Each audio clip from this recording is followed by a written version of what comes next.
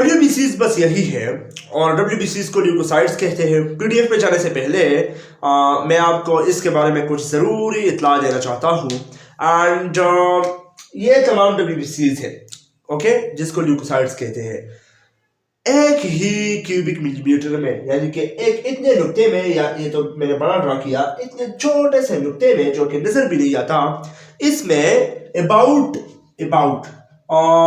45 से 50 लाख क्या होते हैं जी, RBCs मौजूद होते हैं, जबकि अबाउट 4000 से लेके 11,000 WBCs मौजूद होते हैं। इट मीन्स के 1:500 पर ल्यूकोसाइट्स और एरिथ्रोसाइट्स पड़े हुए हैं।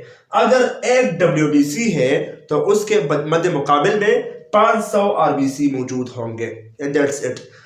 अब जाहिर है जब ये कम है, इट मीन्स के WBCs का साइज भी निस्बतन बड़ा होगा। निस्बतन बड़ा है, अबाउट 3 टाइम्स ऑफ WBCs है, ठीक है जी, RBCs है। अगर RBCs को 3 या 2 इकट्ठा कर ले तो WBC बनता है, ओके।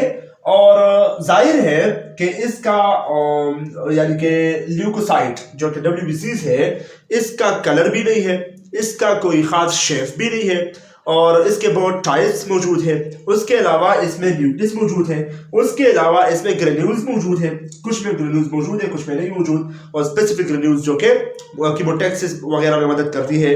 उसके अलावा ये इसकी शेप मुख्तलिफ है, इसका साइज मुख्तलिफ है, इसकी तादाद क्वांटिटी मुख्तलिफ है, इसका लाइफ स्पैन बहुत मुख्तलिफ है। 3 घंटे भी हो सकती है, 1 घंटा भी हो सकता है, 2 मिनट भी हो सकते हैं, 10 घंटे भी हो सकते हैं, और 15 दिन भी हो सकते हैं, जबकि 3-4 माह तक ये पहुंच जाता है।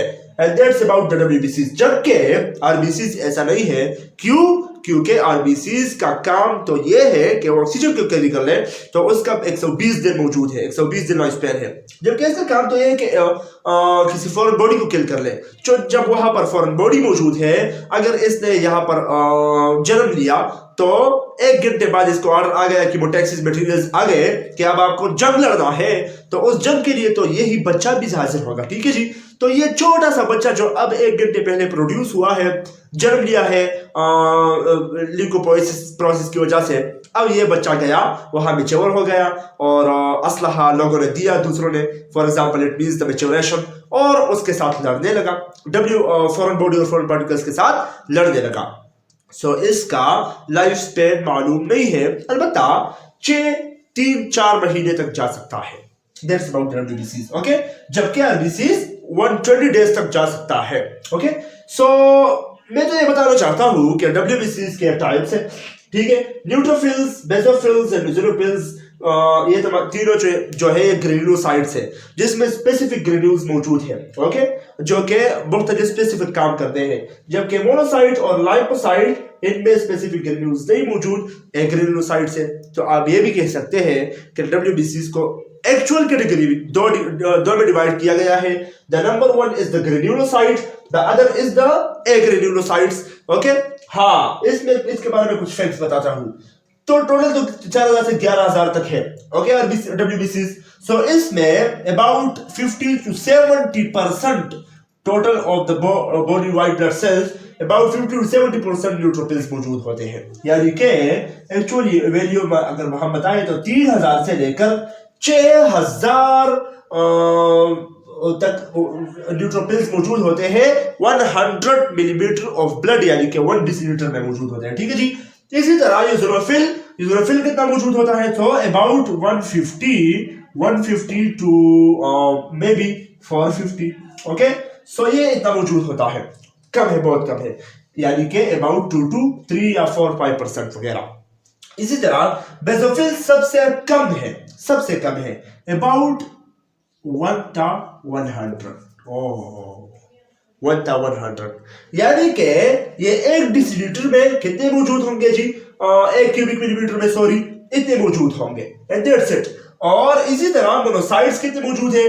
मोनोसाइट 250 टू 600 मौजूद है, ठीक है जी। यानी और इसका एक्चुअल वैल्यू कितना है परसेंटेज में अगर हम बात कर ले, सो 2 to 6%, ओके। और लाइपोसाइट्स कितने मौजूद है? लाइपोसाइट्स भी निस्बतन इसके बाद दूसरे नंबर पर है, 20 से लेकर 30% मौजूद होते हैं। इसकी एक्चुअल वैल्यू क्या है? 1500 से लेकर 3000 तक मौजूद होते हैं, ठीक है जी। 1 क्यूबिक मिलीमीटर के बाद अगर हम कर ले, इट मींस कि न्यूट्रोफिल्स सबसे ज्यादा है, उसके बाद लिपोसाइट्स है, उसके बाद मोनोसाइट्स है, उसके बाद इसिनोफिल्स है और फिर बेसोफिल्स है। इट मींस कि न्यूट्रोफिल्स की तादाद सबसे ज्यादा हो गई 1 क्यूबिक मिलीमीटर में और सबसे कम तादाद बेसोफिल्स की हो गई। इट मींस कि ये तीनों ये इस कनेक्ट होके ल्यूकोसाइट्स बना लिए, यानी कि 1 क्यूबिक मिलीमीटर में इतने से इतने होते हैं ये तमाम। सो इसमें फिर परसेंटेज है, ठीक है। अब फैक्ट्स बताते हैं। सबसे बड़ा जो है, सबसे बड़ा साइज, एक्चुअल साइज ये मोनोसाइट का है, जो कि 12 से लेके 15 से लेके 18-19 माइक्रॉन्स तक होती है, जबकि एक आरबीसी का साइज 7.2 टू 7.4 माइक्रॉन्स, ओके। और उसके अलावा मोनोसाइट्स की तादाद साइज सबसे बड़ा है, फिर लिपोसाइट का साइज बड़ा है, फिर यूसिनोफिल का साइज बड़ा है, फिर न्यूट्रोफिल और बेसोफिल का साइज बड़ा है। इट मींस के लिपोसाइट्स का साइज निस्बतन सबसे छोटा है कंपैरेटिवली, ओके। सो मैं आपको सिर्फ जनरल इफेक्ट बताता हूं। न्यूट्रोफिल जो कि तादाद में सबसे ज्यादा है, साइज में नॉर्मल है, लाइफ स्पेन इस कितने दिन तक जिंदा रह सकते हैं? न्यूट्रोफिल्स और मोनोसाइट्स इसकी लाइफ स्पेन कम से कम एक जैसी है, 2 से लेकर 5 दिन तक ये जिंदा रह सकते हैं, ठीक है। जबकि यूसिनोफिल्स की life span about 3 to 4 and 5 days होती है, ओके। इतनी भी इसकी भी नहीं होती। और बेसोफिल एक खुसूसी इंटरेस्टिंग बात कि बेसोफिल्स एक्चुअली तो लाइफ स्पेन इसकी कम है, सॉरी तादाद इसकी कम है, लेकिन लाइफ स्पेन इसकी सबसे ज्यादा है। ये 12 से 20-25 दिन तक जिंदा रह सकते हैं नॉर्मली।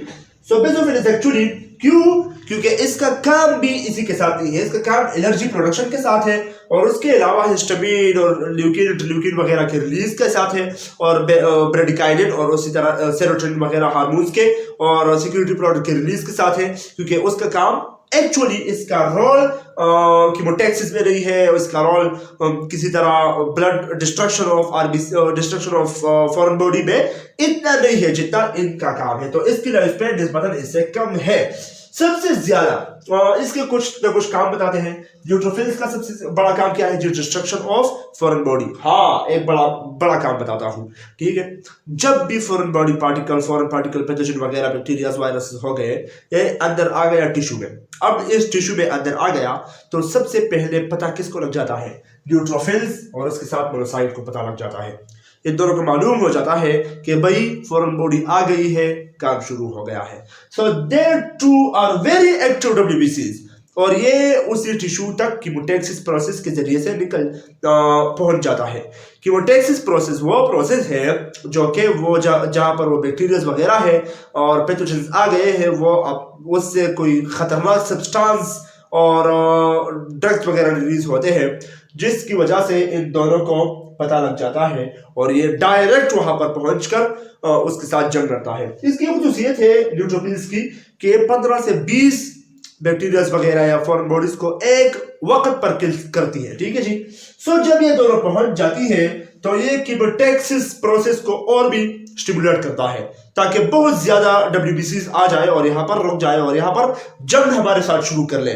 सो कीमोटैक्सिस का प्रोसेस इसका भी काम है और इसका भी काम है, ठीक है जी। सो ये दोनों कीमोटैक्सिस प्रोसेस को बिल्कुल कीमोटैक्सिस वगैरह जो कि सिक्योरिटी प्रोडक्ट्स है, जिसकी वजह से दूसरे डब्ल्यूबीसीज को पता लग जाता है। सो जब ये बहुत से कीमोटैक्सिस रिलीज कर ले, सो इन तीनों को भी पता लग जाता है और ये तीनों आके फिर अपना काम शुरू कर देता है। लेकिन बेसोफिल सबसे आखिर में आता है और इसका काम यह है कि जब बैक्टीरिया वगैरह मर गया, अब जब उसकी पस है उसी पस को क्या करता है जी? वाउंड हील करता है, वहां पर जो भी इन्फ्लेमेशन हो वहां पर प्रोड्यूस करती है। उसके अलावा सेरोटोनिन, ब्रेडिकाइनिन और साइटोकाइनिन वगैरह जैसे सिक्योरिटी प्रोडक्ट भी रिलीज करते हैं। एंड दैट्स बिकॉज के उस जगह की वाउंड हीलिंग हो जाए, जख्म का सही हो जाए, ठीक है जी, उस टिश्यू में। खुद ब खुद हमारा बॉडी बहुत से जख्म असकाम और खराबियों को ठीक करता है। That is the feedback mechanism and that is very best condition, क्योंकि हमारा बॉडी अपने आप से एक डॉक्टर है अल्हम्दुलिल्लाह जी। बेसोफिल्स, लिम्फोसाइट्स एंड यूज़ोफिल्स, जो कि ये तीनों पार्टिकल्स है, ये तीनों डब्ल्यूबीसीज है, ये भी आ जाते हैं और कीमो और destruction of the invading particles वगैरह अपने आप से खुद करना शुरू करते हैं और ये पांचों जंग लड़ना शुरू कर देते हैं। ठीक है जी। इसके दरमियान बहुत से डब्ल्यूबीसीज भी मरते हैं, हजारों लाखों, और उसके अलावा बैक्टीरियाज भी मरते हैं, और उसके अलावा टिश्यू फ्लूइड भी होता है, और उसके अलावा तमाम जो कि सीबम वगैरह है वो भी खारिज होता है, निकल जाता है, जिसकी वजह से उस जगह पर इन्फ्लेमेशन हो जाती है और पस बनती है, जो पस हम फिर बाहर निकालते हैं, दाने या पिंपल वगैरह दाना या पिंपल वगैरह बनता है। उसी पिंपल में जो पस बनती है या इंटरनल बॉडी में पस बनती है, इंटरनल वगैरह जो भी जिस जगह पर भी हो पस बनती है, तो वो पस फिर या तो हम अगर स्किन पर हो तो निकाल देते हैं या छोड़ देते हैं, खुद ब खुद ठीक हो जाती है। और उसमें एक्चुअली क्या होते हैं जी, ये डेड सेल्स होते हैं, ये जो डेड हो चुके होते हैं, क्योंकि जंग लड़ने में भी ये भी डेड हो जाता है। एंड उसके अलावा जो भी फॉरेन बॉडीज वगैरह है, टिश्यू फ्लूइड वगैरह है, तो ये तमाम मिलके कनेक्ट होके पस बनाता है। ये तमाम जो बनते हैं, ये ल्यूकोपोएसिस एक प्रोसेस है, ल्यूकोपोएसिस, जिस प्रोसेस से ल्यूकोसाइट्स बनते हैं। That's very important process, okay.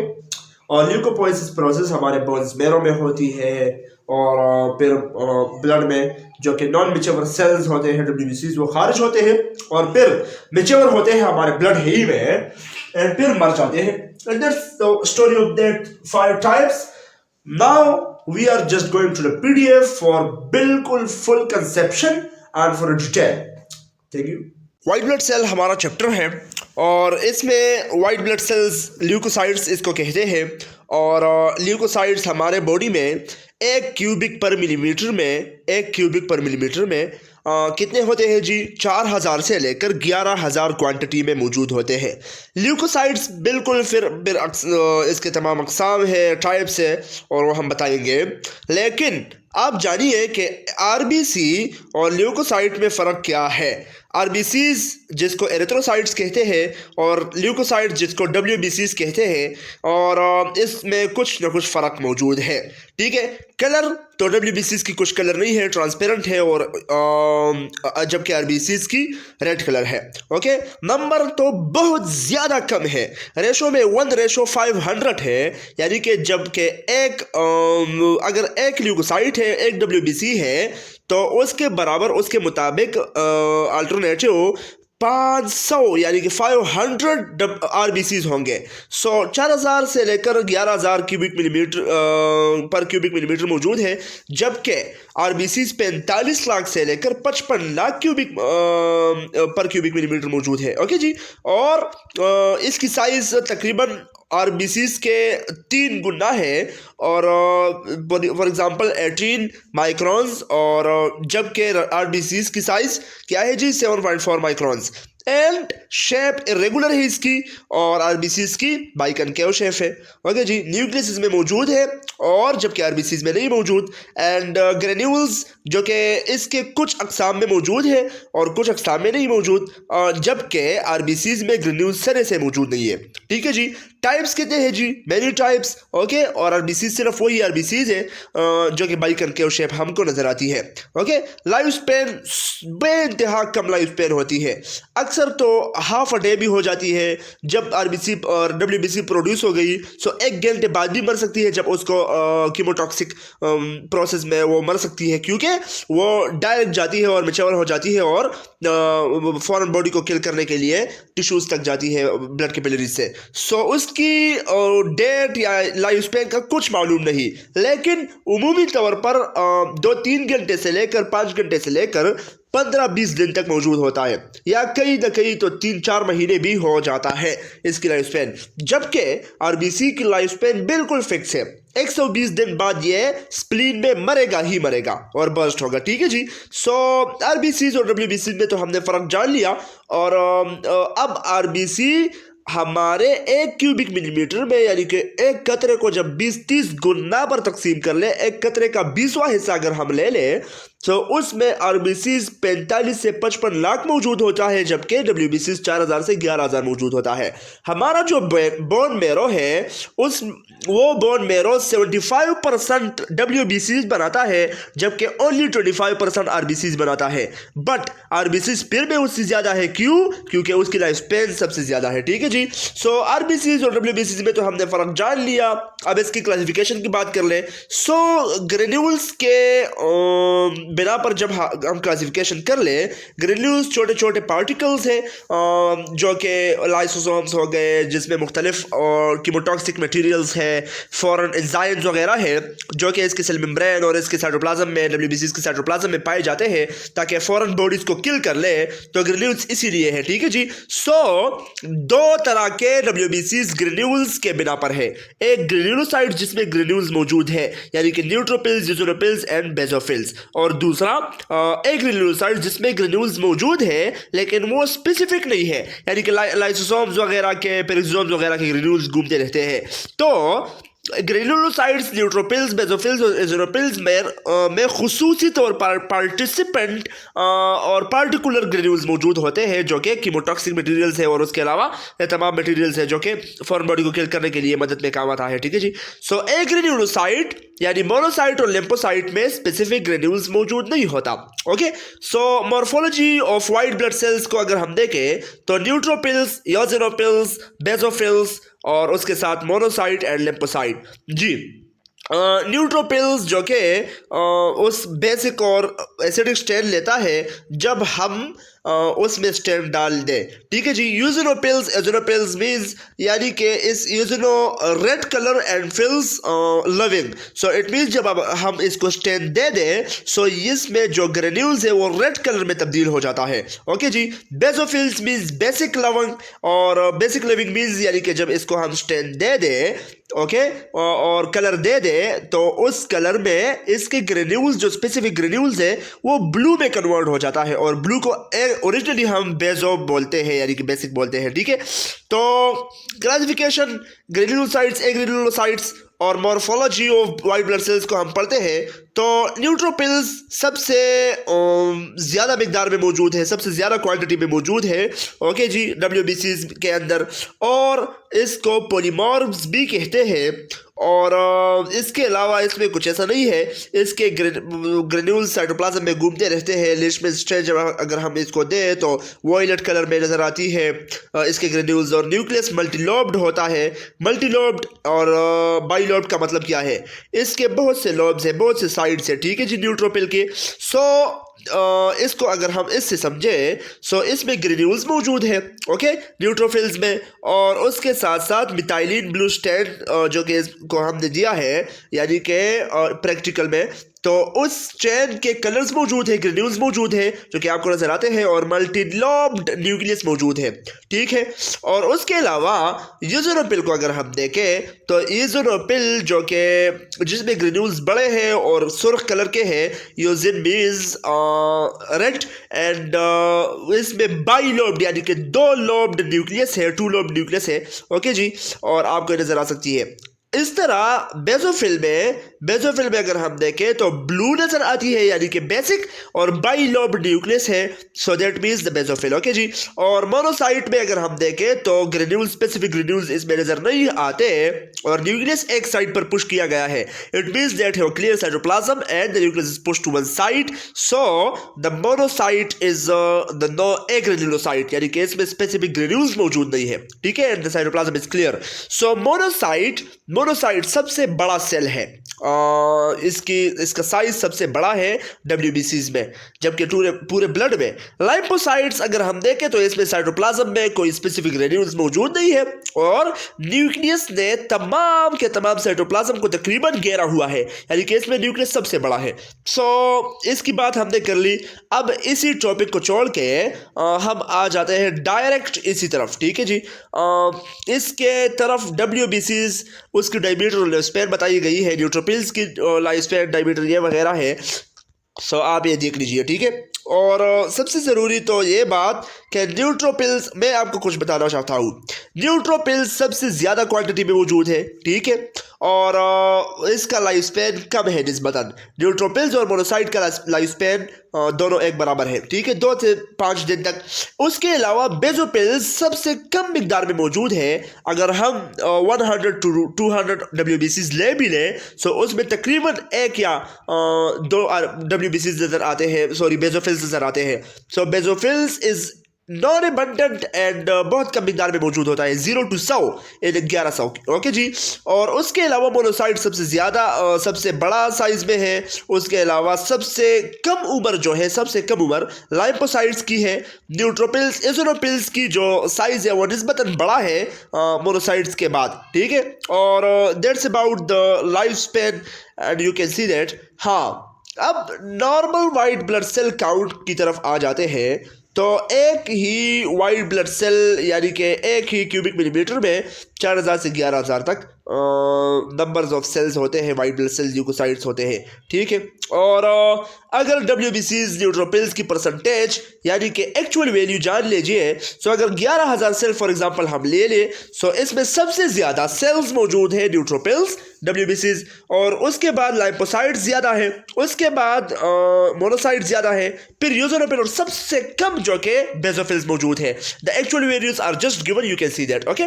So ये कुछ टर्मिनोलॉजीज है। ल्यूकोसाइटोसिस जब WBCs की मुश्तरका तादाद ज़्यादा हो जाती है और क्वांटिटी ज़्यादा हो जाती है, that's become leukocytosis. And leukopenia इसका उलट है, जब तादाद कम हो जाती है, एंड ये पैथोलॉजिकल कंडीशन है, ठीक है जी। ग्रेन्युलोसाइटोसिस यानी कि ग्रेन्युलोसाइट्स की तादाद ज़्यादा हो गई। ग्रेन्युलोसाइटोपीनिया यानी कि ग्रेन्युलोसाइट्स की तादाद कम हो गई, जिसमें यूजोनोपिल्स, बेजोफिल्स और न्यूट्रोपिल्स आते हैं मुश्तरका तौर पर।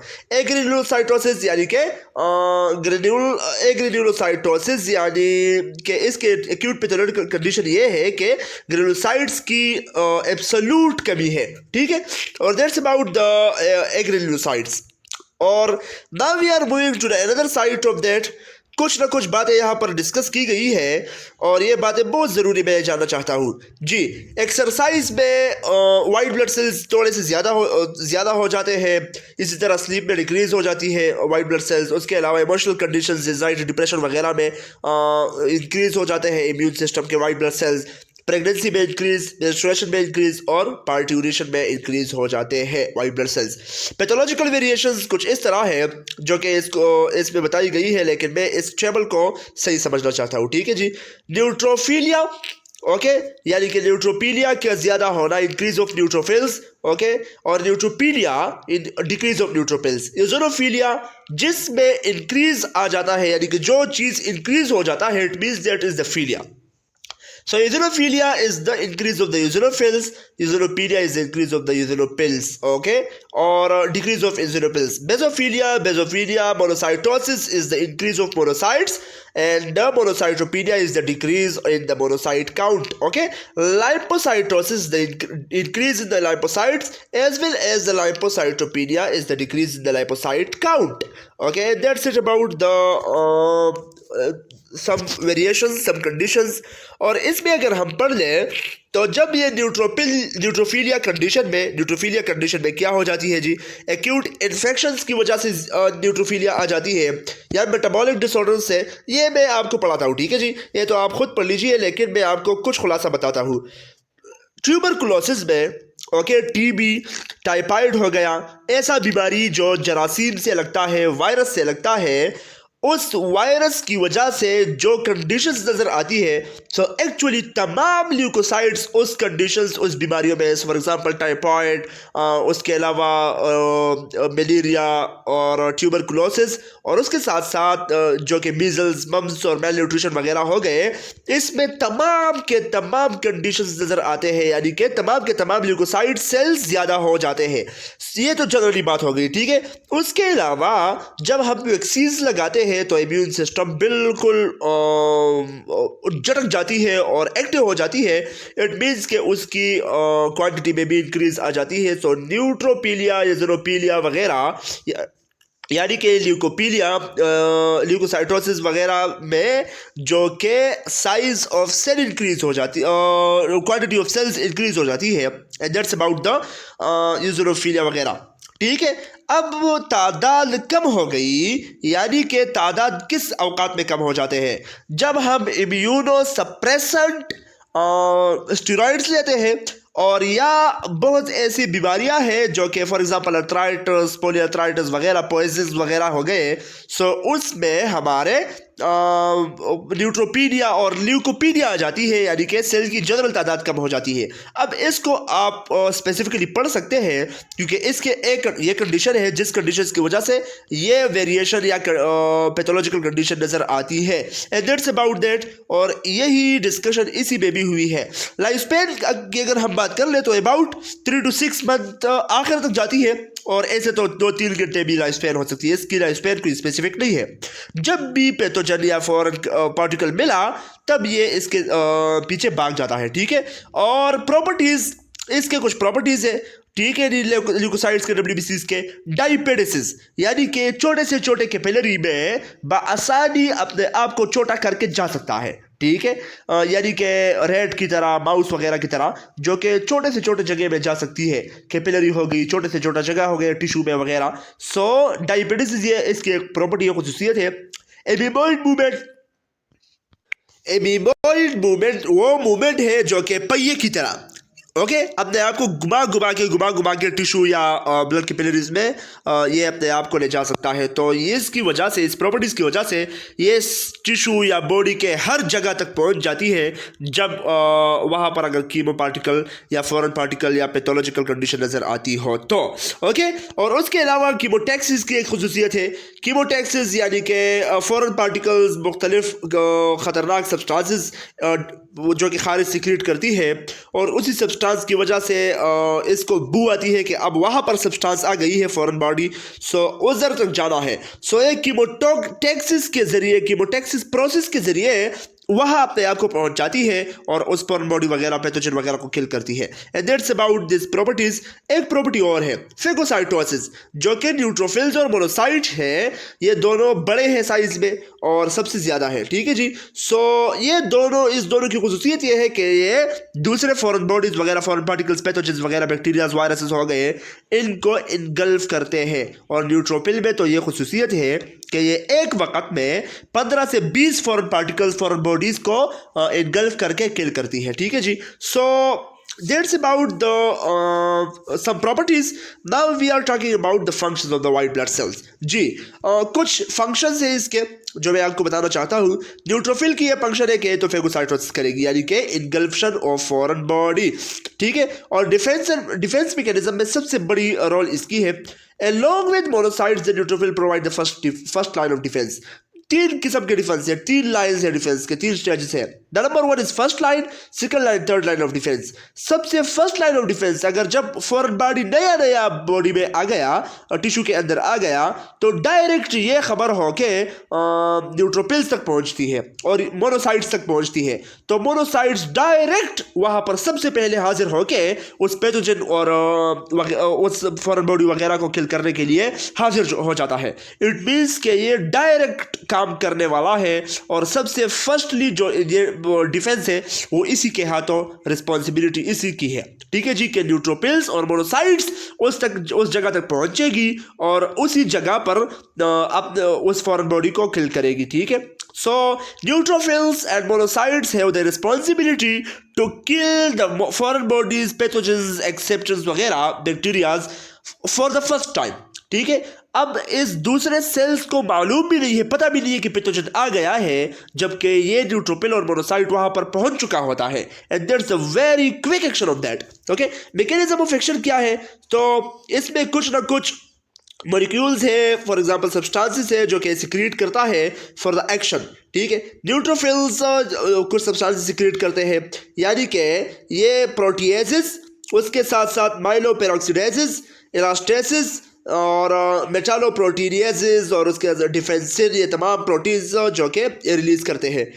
प्रोटीन्स भी है इसमें, सिक्रेटरी सब्सटेंसेस भी है इसमें, एंजाइम्स भी है, यानी कि nicotinamide adenine dihydrophosphate, oxidase enzyme, NADPH enzyme वगैरह, प्लेटलेट एक्टिवेटिंग फैक्टर जो कि प्लेटलेट को एक्टिवेट करती है।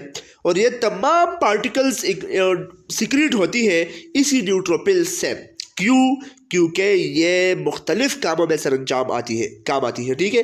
फॉर एग्जांपल प्रोटीज और ये 4 मॉलिक्यूल जो कि आप देख रहे हैं, माइलोपेरोक्सीडेज, इलास्टेसिस, मेटालोप्रोटीनियस वगैरह, ये डिस्ट्रक्शन करती है माइक्रो ऑर्गेनिज्म की। इसी तरह defensin antimicrobial action, anti inflammatory action, wound healing और कीमोटैक्सिस में मदद करती है। उसके अलावा कैटेलिसिड्रिन्स और NADPH ऑक्सीडेज और प्लेटलेट एक्टिवेटिंग फैक्टर, इन तीनों का काम मुख्तलिफ है। कैटेलिसिड्रिन न्यूट्रोफिल्स में क्या काम करेगी? न्यूट्रोफिल से जब सिक्रीट होती है, ये एंटी माइक्रोबियल एक्शन ये भी है, ठीक है जी, कि माइक्रोब्स जो कि फॉरेन बॉडी है उसके खिलाफ काम करेगी। बैक्टीरियासाइडल एक्शन जो कि NADPH ऑक्सीडेज एंजाइम का है। फॉर एग्जांपल किसी बैक्टीरिया के साथ खिलाफ जंग करना और उसको ख़राब करना, उसके कुछ पुर्जे ख़राब करना, that's the work of the NADPH oxidase enzyme. And aggregation of platelet, यानी कि एक्टिवेशन ऑफ प्लेटलेट का काम किसका काम है जी? न्यूट्रोफिल्स की। तो प्लेटलेट्स फिर जाके वो वाउंड हीलिंग में मदद करती है और वगैरह वगैरह। उसके बाद मैकेनिज्म और एक्शन न्यूट्रोफिल्स का आप खुद जानिए, क्योंकि there is not even enough time for me to understand you that mechanism. लेकिन ये प्रोटीन्स ये इसी मैकेनिज्म में इस्तेमाल होते हैं, न्यूट्रोफिल्स के एक्शन ऑफ मैकेनिज्म के, ठीक है। और इसी तरह यूजिनोफिल्स, पेरोक्सीडेज एंजाइम, उसके अलावा मेजर बेसिक प्रोटीन्स, यूजिनोफिल, कैशिनोनिक प्रोटीन वगैरह, यूजिनोफिल डिराइव्ड न्यूरोटॉक्सिन और इंटरल्यूकिन 4 और 5 जो कि साइटोकिन्स की फैमिली है, ठीक है। इसके मुख्तलिफ काम है न्यूजिनोफिल में। डिस्ट्रक्शन ऑफ वर्म्स करेंगे, बैक्टीरिया और ट्यूमर सेल्स। उसके अलावा destruction of worms major basic protein का भी काम है। अब ऐसा नहीं है कि यूजिनोफिल से ये 5-6 प्रोटीन्स एक साथ ही निकलेंगे। कभी न कभी 2-3 प्रोटीन रह जाते हैं, सिक्रीट नहीं होते, और एक प्रोटीन सिक्रीट होकर अपना काम पूरा कर देता है। फॉर एग्जांपल बेसिक इस तमाम का काम क्या है जी? यूजिनोफिल कैटायोनिक एक्शन प्रोटीन और उसके अलावा मेजर बेसिक प्रोटीन, इन तीनों का काम ये है कि ये वर्म्स और फॉरेन पार्टिकल्स की डिस्ट्रक्शन करेगी। तो अगर ये मेजर बेसिक प्रोटीन खारिज नहीं हुई तो उसके अल्टरनेटिव यूजिनोफिल पेरोक्सीडेज खारिज होगी, या उसके अल्टरनेटिव दूसरा कोई एंजाइम खारिज होगा, प्रोटीन खारिज होगा, जो कि इसी का काम अपने जिम्मे ले लेगा। And that's about the work of eosinophil. Okay, basophil में हेपारिन जो कि prevention of intravascular blood clotting, जिसमें जो कि ब्लड हमारे वेसल्स में जारी है और लिक्विड फॉर्म में है, ये हेपारिन की वजह से है, और हेपारिन कार्बोहाइड्रेट्स है, ठीक है जी। सो हेपारिन की वजह से हमारा ब्लड फ्लो कर रहा है। जब हेपारिन ना होता तो डायरेक्ट ब्लड क्लॉटिंग हो जाती थी प्लेटलेट्स वगैरह के सिक्रीशन की वजह से, और फाइब्रिन में कन्वर्ट हो जाता था, और ये बहुत से बड़ा मैकेनिज्म है। सो द इंटरल्यूकिन 1 एंड उसके साथ साथ बेसोफिल की बात कर रहे थे हम। उसके साथ साथ हिस्टामिन, जो कि हिस्टामिन, ब्रेडिकाइनिन और सेरोटोनिन का काम ये है कि ये हाइपर सेंसिटिविटी प्रोड्यूस करेगी, एलर्जी टाइप रिएक्शन प्रोड्यूस करेगा। ये किसका काम है जी? सेरोटोनिन, हिस्टामिन एंड ब्रेडिकाइनिन का काम है, ठीक है। और ये बेसोफिल से सिक्रीट होती है। बेसोफिल जबकि तमाम के तमाम सेल्स में WBCs में तादाद में सबसे कम है, और ये लेस अबंडेंट है, ठीक है। प्रोटीन और बेसोफिल्स किसी बॉडी को, फॉरेन बॉडी को किल करने में काम नहीं आता, ये वाउंड हीलिंग में काम आता है। जब बॉडी किल हो जाती है या फॉरेन बॉडी किल हो जाती है तो अपना काम शुरू कर देता है, और वह उस जगह पर वाउंड हीलिंग करता है, और ये तमाम सिक्रेट करता है, तमाम सिक्रेटेड प्रोडक्ट, ओके जी, ताकि वाउंड हीलिंग हो जाए, एलर्जिक रिएक्शंस प्रोड्यूस हो जाते हैं, ओके। सो प्रोटीएसिस और माइलोपेरोक्सीडोसिस का काम यह है जी? Destruction of microorganism. लेकिन that is the role of the basophil, that is not the main function of the basophil, okay जी। So the interleukin 4 acceleration of inflammatory responses, destruction of invading invading organisms, ये इसका काम है। Monocytes और T lymphocytes और B lymphocytes वगैरह का काम तो ये है, ठीक है। मोनोसाइट्स इंटरल्यूकिन 1 को खारिज करेगी, कोलोनी स्टिमुलेशन फैक्टर को, प्लेटलेट एक्टिवेटिंग फैक्टर को, कीमोकाइन्स को खारिज करेगी और इसके मुख्तलिफ काम है। कीमोटैक्सिस करेगी, उसके अलावा एग्रीगेशन ऑफ प्लेटलेट यानी एक्टिवेशन ऑफ प्लेटलेट मोनोसाइट का भी काम है, न्यूट्रोफिल्स का भी काम है मुश्तरका, और formation of colony forming blastocyte CFB, ताकि क्या बने जी, दूसरे ल्यूकोसाइट्स बन जाए, ओके, और destruction of invading and foreign body organisms, okay. So ये काम भी इसका है। मुश्तरका काम ये है कि मुश्तरका तौर पर बॉडी को किल करेगी, ठीक है, फॉरेन बॉडी को, लेकिन इसके कुछ ना कुछ स्पेसिफिक काम भी है। फॉर एग्जांपल बेजोफिल का एक स्पेसिफिक काम वो हीलिंग है और इसके अलावा एलर्जिक रिएक्शन को प्रोड्यूस करना है। न्यूट्रोफिल का स्पेसिफिक काम क्या है जी, डिस्ट्रक्शन ऑफ वर्म्स और इसके साथ साथ न्यूरोटॉक्सिक एक्शन। न्यूट्रोफिल का स्पेसिफिक काम एक्सल्शन एंड पेगोसाइटोसिस है और इसी तरह मोनोसाइट का स्पेसिफिक काम क्या है जी, एग्रीगेशन ऑफ प्लेटलेट्स और फॉर्मेशन ऑफ कोलोनी फॉर्मिंग ब्लास्टोसाइट्स वगैरह है, और उसके साथ साथ हेमेटोपोइसिस वगैरह को एक्सेलरेट करना और स्टिमुलेट करना भी है इसका काम मोनोसाइट्स का, ठीक है जी। सो मोनोसाइट्स फिर मैक्रोफेजेस को टिश्यू मैक्रोफेजेस में कन्वर्ट हो जाता है जब यह टिश्यू तक अंदर जाता है। 1 घंटे के अंदर ही टिश्यू मैक्रोफेजेस में कन्वर्ट हो जाता है जब प्रोड्यूस हो जाता है, ठीक है जी। सो टी लिम्फोसाइट्स का काम सबसे जरूरी है। टी लिम्फोसाइट्स कीमोकाइनेज से रिलीज होती है ताकि कीमोटैक्सिस को प्रोड्यूस करे और दूसरे WBCs आ जाए। इसकी मदद से एक ऑर्गन की तरह है कि दूसरे तमाम ऑर्गेनिज्म आ जाए ताकि हमारे साथ मदद कर ले, ठीक है जी। Acceleration of inflammatory responses interleukin 2, 4 और 5 इससे खारिज होती है। उसके अलावा लाइसोसोमल एंजाइम ताकि डिस्ट्रक्शन ऑफ इन्वेडिंग ऑर्गेनिजम्स कर ले, ओके, और उसके अलावा ट्यूमर निक्रोसिस फैक्टर सीक्रेट होता है ताकि निक्रोसिस ऑफ ट्यूमर करे। उसके अलावा एक्टिवेशन ऑफ इम्यून सिस्टम करे और promotion of inflammation. Necrosis means tumour cells का खत्म करना, खराब करना, किल करना। और बी लिम्फोसाइट्स का काम ये है कि कीमोटैक्सिस में मदद करेगी ताकि दूसरे WBCs को ये भी बुलाए, ये भी कुछ ना कुछ काम कर ले। इम्यूनोग्लोब्यूलिन्स को खारिज करेगी ताकि डिस्ट्रक्शन ऑफ इन्वेडिंग ऑर्गेनिजम्स कर ले, और उसके अलावा necrosis of tumour, activation of immune system, acceleration of inflammatory responses का भी काम है। So that's about the wording, the 5 types of the WBCs leukocytes, and now we are moving to the basophils action of that। इसका action और mechanism of action मैंने तो आपको बताया ही कुछ ना कुछ शॉर्टली। अगर आप तफसील से देखना चाहते हैं तो कैसे बोलेंगम essential physiology को देख लीजिए। That's it। And now we are moving to the lymphocytes। Lymphocytes play an important role in immunity. Functionally, the lymphocytes are classified into 2 categories, namely T lymphocytes and B lymphocytes. T lymphocytes are responsible for the development of cellular immunity, and B lymphocytes are responsible for the development of humoral immunity. And that's about the set। ये हमारे immunity chapter में सबसे ज़रूरी है और आने वाला भी है। हाँ, pluripotent stem cells, एक committed pluripotent stem cells है और एक uncommitted pluripotent stem cell है। सो प्लूरिपोटेंट स्टेम सेल्स को ये जिम्मेदारी सौंपी गई है कि आपको ब्लड सेल्स बनाने हैं, ओके जी। सो ये 2 किस्म के सेल में तकसीम हो जाता है, एक तो लिम्फोइड स्टेम सेल और दूसरा कोलोनी फॉर्मिंग ब्लास्टोसाइट। कोलोनी फॉर्मिंग ब्लास्टोसाइट का बनना किसकी वजह से है, मोनोसाइट भी उसमें बहुत ज़रूरी रोल अदा करता है, ओके जी। सो लिम्फोसाइट से तो लिम्फोइड स्टेम सेल से तो लिम्फोसाइट बनता है, आखिर में लिम्फोब्लास्ट और फिर लिम्फोसाइट, ओके जी। और फिर कोलोनी फॉर्मिंग ब्लास्टोसाइट से कोलोनी फॉर्मिंग यूनिट E जिससे RBC बनेगी, कोलोनी फॉर्मिंग यूनिट M जिससे प्लेटलेट्स बनेंगे, और colony forming unit GM granulo and monocytes, okay जी। और colony forming unit GM, GFU, GM, CFU, GM जिससे माइलोब्लास्ट बनेगी, माइलोब्लास्ट फिर प्रोमाइलोब्लास्ट और मोनोब्लास्ट में कन्वर्ट होगी। मोनोब्लास्ट से तो फिर जाके मोनोसाइट बनेगी और प्रोमाइलोब्लास्ट से फिर जाके न्यूट्रोफिल्स, बेसोफिल्स और यूजोफिल्स बनेंगे। And that's about the wording and there is nothing more in that chapter. And जी हाँ, फैक्टर्स नेसेसरी फॉर ल्यूकोपोइसिस, कुछ ना कुछ फैक्टर्स ऐसे हैं जो कि ल्यूकोपोइसिस के लिए ज़रूरी है। ल्यूकोपोइसिस ये प्रोसेस है जिसमें WBCs प्रोड्यूस होंगे हमारे बोन मैरोज में। अबाउट 75% ऑफ बोन मैरो हमारे ल्यूकोसाइट्स बनाते हैं। And colony stimulating factors granulocytes, CSF and secreted by, ये तमाम है granulocytes, monocytes, CSF, GM, CSF, और ये तमाम जो कि सिक्रेटरी प्रोडक्ट्स हैं, ये फैक्टर ज़रूरी है ताकि ल्यूकोपोइसिस प्रोसेस को क्या कर ले जी, जन्म में लाए और उसको बनाए।